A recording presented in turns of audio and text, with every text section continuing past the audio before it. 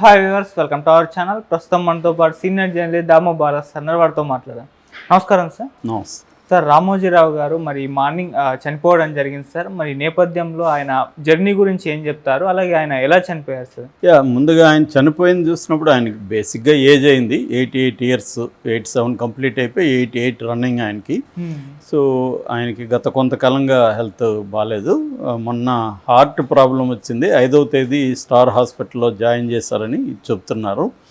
So నిన్న కొద్దిగా serious అయ్యి వెంటిలేటర్ మీదకి నైట్ వెళ్ళారు. నైటే వార్తలు వచ్చాయి, వెంటిలేటర్ మీదకి వెళ్ళారు. అంటే ఆల్మోస్ట్ చనిపోయారు. డిక్లరేషన్ మార్నింగ్ చేస్తారేమో అన్నట్టుగా నైటే నాకు మెసేజ్లు వచ్చాయి. సో దానికి తగినట్టుగానే మార్నింగ్ 4:50కి చనిపోయినట్టుగా డిక్లేర్ చేశారు. సో బేసిక్గా ఆయనకి ఏజ్ రిలేటెడ్ ఇష్యూస్ అని చెప్పాలి.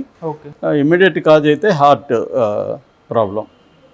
ఇక ఆయన బేసిక్గా ఆయన కంపెనీలు తీసుకుంటే ఆయన ప్రధానంగా వ్యాపారవేత్త, తర్వాత జర్నలిజంలో దాని ఏమంటారు ఒక లెజెండ్. ఆయన ఎడిటర్గా కూడా, ఈనాడుకి ఎడిటర్గా కూడా 46 సంవత్సరాలు పనిచేశాడు. అట్లాగే కళారంగము, సినిమా రంగము, సాహిత్య రంగము, సైన్సు, తర్వాత టూరిజము, హోటల్సు, చిట్ ఫండ్సు, ఇంకా చాలా రకాల వ్యాపారాలు, అడ్వర్టైజింగు, పచ్చళ్ళు, అంటే ఫుడ్ అనుకోవచ్చు. సో వీటన్నిటికీ తలదన్నేటిగా రామోజీ ఫిల్మ్ సిటీ.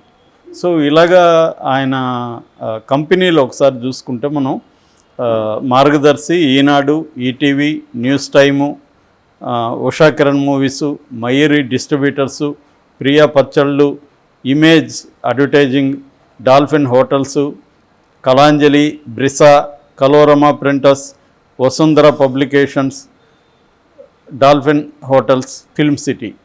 ఇలా అంటే దాదాపు ఒక 30-40 కంపెనీస్ ఆయన ఉన్నాయి. అందులో సక్సెస్ఫుల్గా రన్ అయినవి ఒకటి మార్గదర్శి, తర్వాత డాల్ఫిన్ హోటల్సు, ప్రియా పచ్చళ్ళు, ఈనాడు అండ్ ఈటీవీ, ఈ గ్రూప్ అనమాట. దాని తర్వాత సినిమా రంగంలో కూడా ఆయన ఉషా కిరణ్ మూవీస్ పేరుతో వచ్చారు. సో బేసిక్గా ఒక ఈయన బయోగ్రఫీ మనం టూకీగా చెప్పుకుంటే, వీళ్ళది కృష్ణా జిల్లా పెద్దపాడు. ఇది మన గుడివాడకి దగ్గరలో ఉంటుంది. యాక్చువల్గా వీళ్ళు పామరు దగ్గర ఉన్న ఒక చిన్న పల్లె నుంచి వీళ్ళ ముత్తాత ఈ పెద్దపారుపాడుకి వెళ్ళినాడని చెప్తారు. వీళ్ళది కమ్మ సామాజిక వర్గం. చెరుకూరి వెంకట సుబ్బారావు, వెంకట సుబ్బమ్మ వీళ్ళ అమ్మ నాన్న పేరు. వీళ్ళది కొద్దిగా మరీ పూర్ ఫ్యామిలీ అయితే కాదు, వ్యవసాయ కుటుంబం. అక్కడంతా కూడా కొంత ల్యాండ్ అది బాగుంటుంది, ప్లస్ వాటర్ సోర్స్ ఉంది కాబట్టి మంచి కమ్మ మొతుబరి అని చెప్పచ్చు. సో వీళ్ళకి మంచి పెంగుటిల్లు ఉండేది అప్పట్లోనే. సో తన ఇద్దరు అక్కలు రాజ్యలక్ష్మి, రంగనాయకమ్మ. రాజ్యలక్ష్మి ఆల్రెడీ చనిపోయారు, రంగనాయకమ్మ ఉన్నారు. సో ఈ ఇద్దరు ఆడపిల్లలు పుట్టిన తర్వాత మగపిల్లవాడు కావాలని వాళ్ళ అమ్మ నాన్న అనుకుంటే చాలా గ్యాప్ తర్వాత ఇతను పుట్టాడు. ఇతను ఎప్పుడు పుట్టాడంటే వాళ్ళ తాత రామయ్య ఆయన చనిపోయిన 13 రోజులకి ఈ అబ్బాయి పుట్టాడు. సో దాంతో వాళ్ళ మామూలుగానే చాలా ఫ్యామిలీస్లో, ముఖ్యంగా నాకు తెలిసి కమ్మ ఫ్యామిలీస్లో తండ్రులు చనిపోతే తండ్రుల పేర్లు, తాత చనిపోతే తాతల పేర్లు అలా పెడతారు. ఇప్పుడు రామానాయుడు రానా అని పెట్టారు కదా, అదే పేరే. అట్లా చాలాసార్లు అది వారసత్వం వస్తుంటుంది. సో అలాగా వీళ్ళ తాత పేరు రామయ్య అని ఈయనకి పెట్టారు. ఇతను చాలా గ్యాప్ తర్వాత పుట్టిన బిడ్డ కాబట్టి అల్లారు ముద్దుగా పెంచారు రామయ్యని. సో ఇతను అయితే 5వ వయసులో స్కూల్లో జాయిన్ చేసేటప్పుడు వాళ్ళు రామయ్య అని నీ పేరేంటి అని అడిగితే రామోజీ అని చెప్పాడు ఇతను. మరి ఇతను ఎందుకు రామోజీ అని చెప్పాడు అనేదానికి కరెక్ట్గా కారణం ఎవరు చెప్పలేదు. కానీ మేబీ వీళ్ళది శ్రీ వైష్ణవ సంప్రదాయంలో భక్తి ఫ్యామిలీ అనమాట. ముఖ్యంగా వీళ్ళ అమ్మ బాగా ఒక బ్రాహ్మిన్ కల్చర్లా ఉండేది ఇంట్లో. శుచి పాటించడం, శుభ్రత పాటించడం అవన్నీ ఈయనకు కూడా వచ్చాయని చెప్తారు అమ్మ నుంచి. సో మేబీ ఈ రామోజీ అనేది యాక్చువల్గా మరాఠీ పేరు. మనకి నానాజీ, రామోజీ, సుంకోజీ శివాజీ, ఇవన్నీ కూడా మరాఠీ కల్చర్ నుంచి వచ్చింది. మనకి మరాఠీ కల్చర్ నుంచి కూడా చాలా పేర్లు, మనకి శివాజీ అనే పేరు వెరీ కామన్ కదా ఇక్కడ. సో అలాగా వీళ్ళ మరి ఈయన ఎక్కడైనా చూసాడా రామోజీ అనే పేరు, ఈయనకి ఎట్లా తెలుసు? ఎందుకంటే 5 ఏళ్ల వయసులో నేను రామోజీ, నా పేరు, నాకు రామయ్య అంటే నచ్చలేదని చెప్పడం అనేది కొద్దిగా ఆడ్గా అనిపిస్తుంది. ఆయనకి ఏదో మొత్తానికి తన రామయ్య అంటే ముసలోడు అన్న ఫీలింగ్ ఏదో ఉంది. సో అందువల్ల రామోజీ అని పెట్టుకున్నాడని చెప్తారు. అక్కడ నుంచి ఈయన పేరు రామోజీగానే నమోదైంది అనమాట. సో రామోజీ రావు తర్వాత యాడ్ అయింది. ఫస్ట్లో రామోజీగా ఉండేది. సో అక్కడ ఈయన చిన్నప్పుడు స్కూలింగ్ జరిగింది. దాని తర్వాత హై స్కూలు అప్పట్లో ఇంకా ప్రైవేట్ లేదు కాబట్టి మున్సిపల్ స్కూల్లోనే గుడివాళ్ళ చదువుకున్నాడు. దాని తర్వాత అక్కడ ఇంటర్మీడియట్, దాని తర్వాత అక్కడ డిగ్రీ కూడా బీఎస్సీ చదివాడు. దాని తర్వాత అది గుడివాళ్ళు ఏఎన్ఆర్ కాలేజ్గా మార్పు చెందిందని చెప్తారు. సో దాంతో చిన్నప్పటి నుంచి కూడా ఇతనికి ఏంటంటే ఇంట్లో అమ్మతో ఎక్కువ చనువు ఉండేది. అమ్మతో తిరగడం, వంటల్లో సహాయం చేయడం, అక్కలతో కూడా బాగా అల్లారు ముద్దుగా చూసుకునేవాళ్ళు, ముఖ్యంగా ఇలా చిన్నక్క రంగనాయకి. సో ఇలాగా ఇంట్లో అమ్మతో హెల్ప్ చేయడం, తర్వాత వ్యవసాయ పనుల్లో కూడా హెల్ప్ చేయడం ఉండేది. రెండోది ఏంటంటే తనకు బొమ్మలు వేసే అలవాటు ఉండేది, డ్రాయింగ్స్ అవి ఇష్టం ఉండేది అనమాట. సో అలాగా డిగ్రీ అయిపోయినాక బిలాయిలో ఒక జాబ్ కోసం అక్కడికి వెళ్ళాడు ట్రైన్లో. వెళ్తే ఆ జాబు ఇంటర్వ్యూలో ఈయన పాస్ కాలేదు, ఫెయిల్ అయ్యాడు. దాంతో కొద్దిగా బాధపడుతూ తిరుగుముఖం పడుతున్నప్పుడు అప్పుడు ఈయన అనుకున్నాడని చెప్తారు. ఏమంటే నేను సొంతంగా కంపెనీ పెట్టి నేను చాలామందికి ఉద్యోగాలు ఇవ్వాలి అనేది అప్పుడు ఆ ట్రైన్లో వస్తున్నప్పుడు ఈయన అనుకున్నాడు అనేది చెప్తారు. ఆ తర్వాత ఈయన తహసీలా రామచంద్రరావు అని వీళ్ళ బంధువు ఒక ఆయన ఉన్నాడు.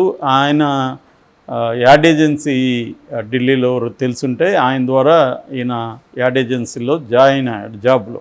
1960 ప్రాంతంలో ఈయన అక్కడ జాయిన్ అయ్యాడు.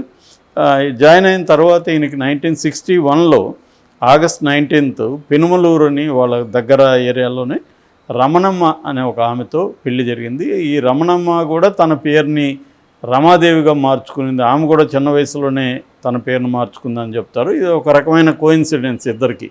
రామయ్య రమణమ్మ, రామోజీ రమాదేవిగా ఇద్దరు కూడా పేర్లు మార్చుకున్నారు. ఓకే. 61లో పెళ్ళయింది. ఈయన యాడ్ ఏజెన్సీలో కూడా డ్రాయింగ్ ఇదిగా చేరారు, బొమ్మలు వేయడానికి.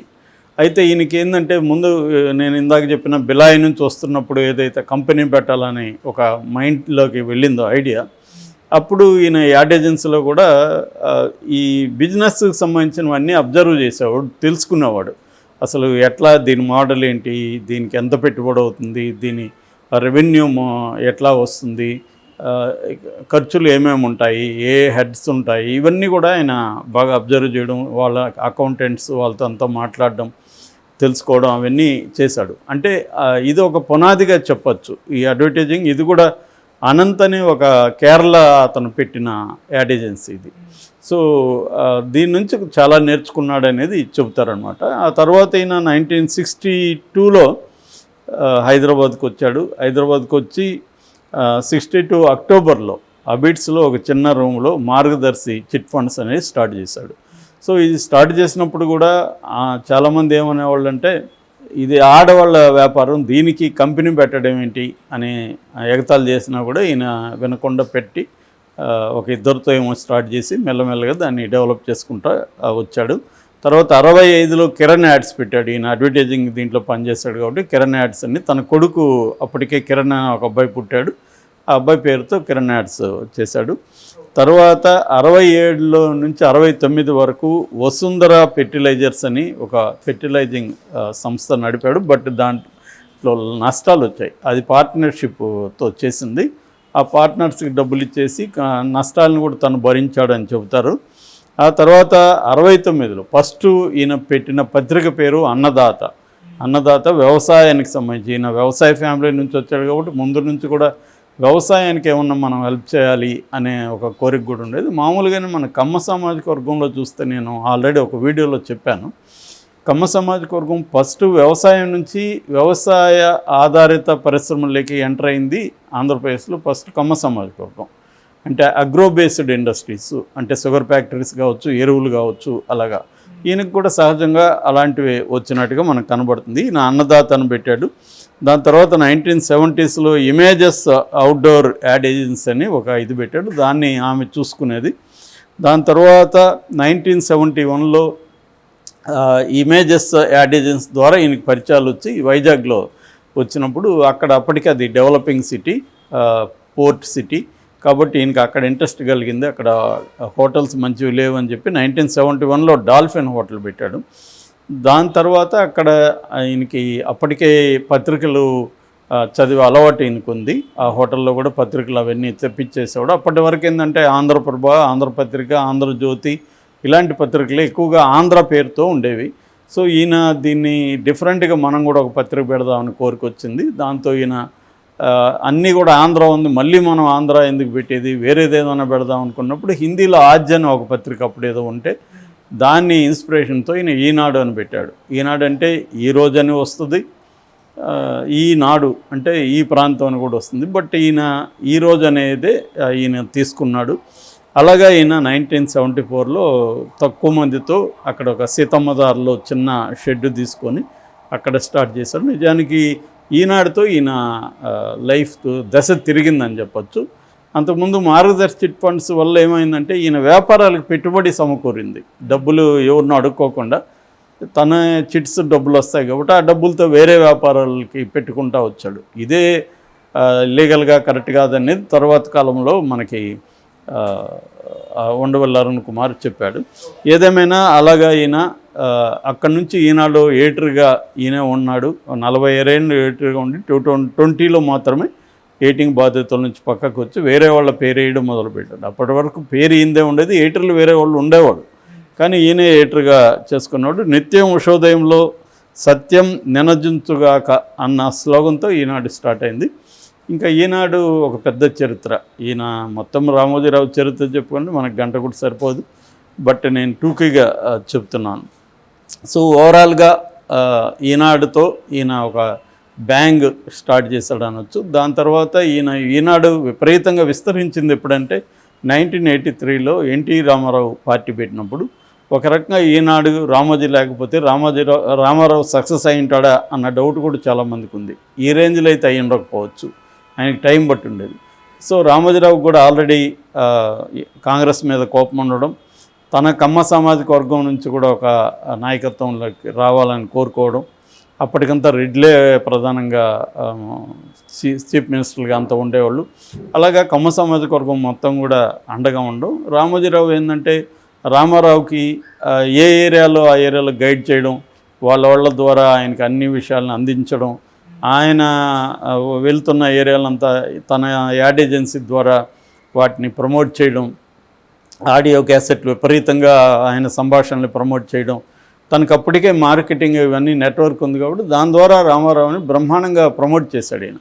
ఆ తర్వాత రామారావు అధికారంలోకి వచ్చినాక 30 లక్షల బిల్లు పంపించాడని కూడా అంటారు. దానికంతా కూడా పంపించుండొచ్చు, ఆయన బేసిక్గా వ్యాపారవేత్త కాబట్టి అవన్నీ ఊరికేందుకు ఇవ్వాలి.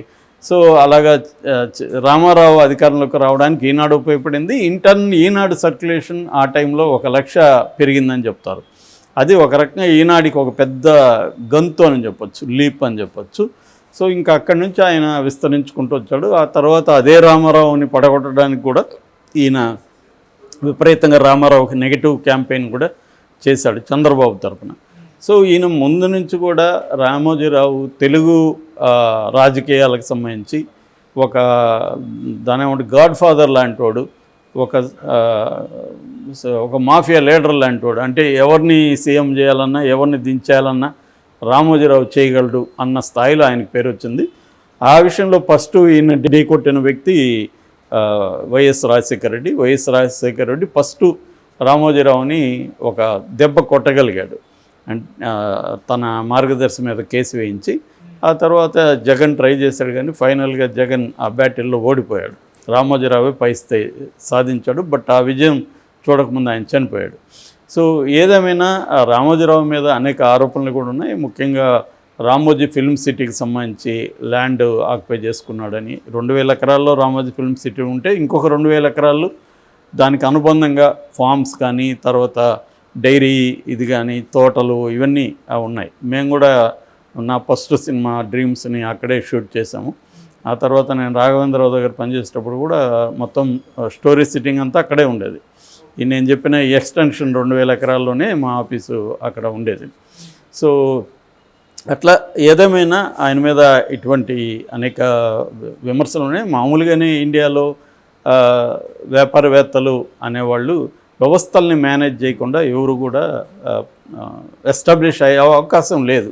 ఎందుకంటే మనది గ్రోయింగ్ ఎకనామీలో 1930s అమెరికాలో కూడా అదే ఉండేదని ఎకనామిస్టులు చెప్తారు. సో ఇక్కడ కూడా అంతే. సో మనకేందంటే వ్యవస్థల అన్నిటినీ ఉపయోగించుకొని తమ పరపతి ద్వారానో లేకపోతే లంచాలు ఇచ్చో ఉపయోగించుకొని తాము గ్రో అవ్వాలి. అదే పద్ధతిలో ఈయన కూడా అయ్యి ఉంటాడు, నో డౌట్. బట్ ఖచ్చితంగా ఈయన తెలుగు జాతి కావచ్చు, లేకపోతే తెలుగు సంస్కృతి కావచ్చు, కళారంగాలు, జర్నలిజం అన్నిట్లో రామోజీరావు ముద్ర లేకుండా ఏది లేదు. రామోజీరావును విస్మరించే పరిస్థితి ఎవరికి ఉండదు. ఈయన ఈ రామోజీ ఫిల్మ్ సిటీ వరల్డ్లోనే లార్జెస్ట్ ఫిల్మ్ సిటీ, తర్వాత గిన్నిస్ బుక్లోకి ఎక్కింది.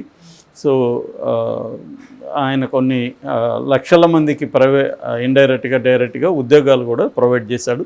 అయితే ఆయన రామోజీ ఫిల్మ్ సిటీ పెట్టిన చుట్టుపక్కల పల్లెల్లో ఉన్న యూత్కి కూడా తన రామోజీ ఫిల్మ్ సిటీలో జాబ్స్ ఇచ్చాడు. దాదాపు 70,000 మంది అక్కడ పనిచేస్తుంటే మేము ఉన్నప్పుడు కూడా మేము అవన్నీ విచారించాం.